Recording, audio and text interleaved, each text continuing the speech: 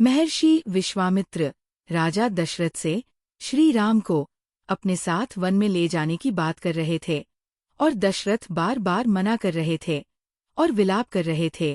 राजा दशरथ की बात के एक एक अक्षर में पुत्र के प्रति स्नेह भरा हुआ था। उसे सुनकर महर्षि विश्वामित्र कुपित हो उनसे इस प्रकार बोले, राजन, पहले मेरी मांगी हुई वस्तु के देने की प्रतिज्ञा करके अब तुम उसे तोड़ना चाहते हो। प्रतिज्ञा का यह त्याग रघुवंशियों के योग्य तो नहीं है। यह बर्ताव तो इस कुल के विनाश का सूचक है। नरेश्वर, यदि तुम्हें ऐसा ही उचित प्रतीत होता है तो मैं जैसे आया था वैसे ही लौट जाऊंगा।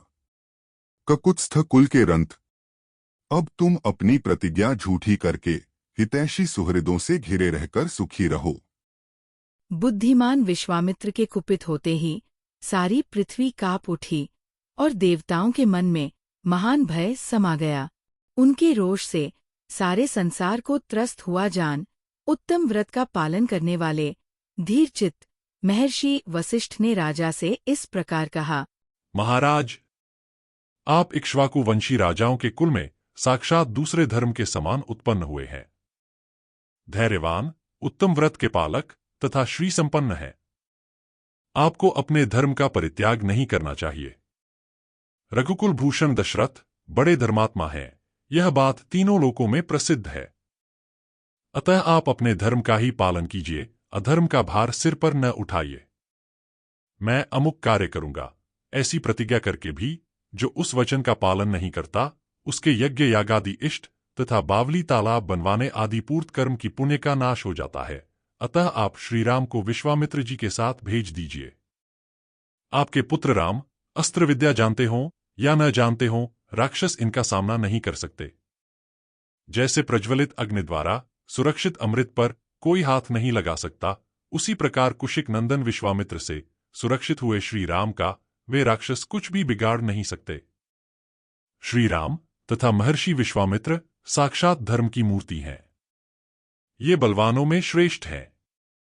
विद्या के द्वारा ही ये संसार में सबसे बड़े चढ़े हैं। तपस्या के तो ये विशाल भंडार ही है। चराचर प्राणियों सहित तीनों लोकों में जो नाना प्रकार के अस्त्र हैं, उन सबको ये जानते हैं। इन्हें मेरे सिवा दूसरा कोई पुरुष न तो अच्छी तरह जानता है और न कोई जानेंगे ही। देवता, ऋषि, राक्षस, गंधर्व, यक्ष, किन्नर तथा बड़े बड़े नाग भी इनके प्रभाव को नहीं जानते हैं। प्रायः सभी अस्त्र प्रजापति कृशाश्व के परम धर्मात्मा पुत्र हैं। पूर्व काल में प्रजापति कृशाश्व जब राज्य शासन करते थे, तभी उन सारे अस्त्रों को उन्होंने कुशिक नंदन विश्वामित्र को समर्पित कर दिया था। कृशाश्व के वे पुत्र प्रजापति दक्ष की 2 पुत्रियों की संतानें हैं। उनके अनेक रूप हैं। वे सबके सब महान, शक्तिशाली, प्रकाशमान और विजय दिलाने वाले हैं। प्रजापति दक्ष की 2 सुंदरी कन्याएं हैं। उनके नाम हैं जया और सुप्रभा। उन दोनों ने 100 परम प्रकाशमान अस्त्र शस्त्रों को उत्पन्न किया है। उनमें से जया ने वर पाकर 50 श्रेष्ठ पुत्रों को प्राप्त किया है, जो अपरिमित शक्तिशाली और रूपरहित हैं। वे सबके सब असुरों की सेनाओं का वध करने के लिए प्रकट हुए हैं।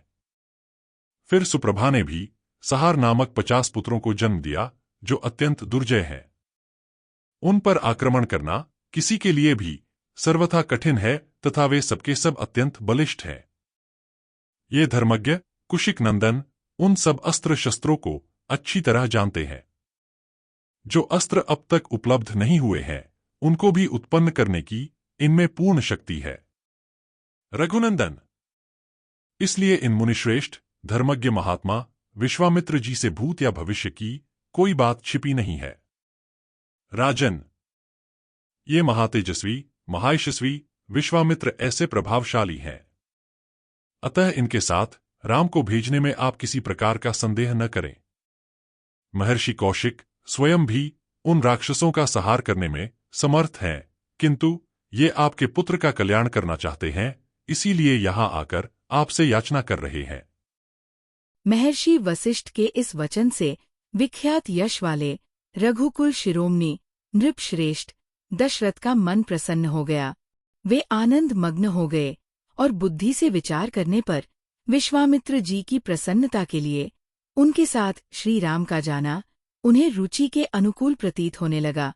इस प्रकार श्री वाल्मीकि निर्मित आर्ष रामायण आदिकाव्य के बालकांड में 21वां सर्ग पूरा हुआ। अगली बार मैं आपको वाल्मीकि रामायण के बालकांड के 22वें सर्ग की कथा सुनाऊंगी। तब तक के लिए मुझे आज्ञा दीजिए। जय श्री राम।